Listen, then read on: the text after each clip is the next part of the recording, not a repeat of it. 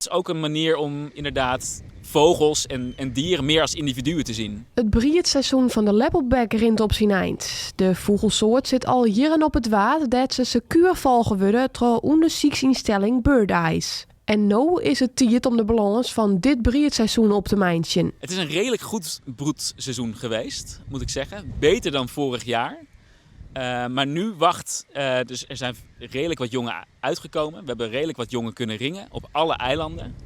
Maar de spannendste periode begint nu pas eigenlijk. Want wat we zien is dat van alle jonge beesten eigenlijk zo'n 40% het volgende jaar haalt. Dus er is nog een enorme sterfte vanaf dit moment dat ze kunnen vliegen en zelf een beetje moeten leren fourageren. Dan die lepelaars die doen eigenlijk heel vaak dezelfde dingen. En als iets werkt voor een lepelaar, dan zal hij dat gewoon het volgende jaar weer blijven doen. Never change a winning team. Dus je blijft gewoon het gedrag herhalen wat positief voor jou is. Omdat Schiermonnikoog een hele veilige plek is om te broeden. En eigenlijk alle Waddeneilanden zijn een hele veilige plek, want er zijn geen grondpredatoren.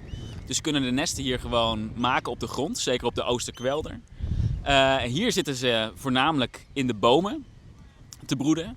En het is gewoon een hele goede plek, want het voedsel is dichtbij. Bird Eyes maken een website dat de lepelbekken op te volgen binnen van elke nien. En dat is van groot belang, vinden de onderzoekers. Nou, we vinden het heel belangrijk dat niet alleen wij de data kunnen zien, maar dat eigenlijk iedereen, dus dat zijn natuurbeheerders, maar dat zijn ook gewoon mensen die geïnteresseerd zijn in al die gezenderde lepelaars en ook andere soorten, dat die gewoon vrij toegankelijk is en dat iedereen daar toegang tot heeft. Want dat is natuurlijk belangrijk. En ik denk ook dat juist omdat je voorbij gaat aan aantallen, dus elk individu vertelt zijn eigen verhaal. En je ziet dus heel verschillende verhalen. En als je dan bijvoorbeeld gaat letten op één individu en je gaat gewoon kijken wat hij zijn hele leven heeft gedaan, dan gaat het veel meer leven.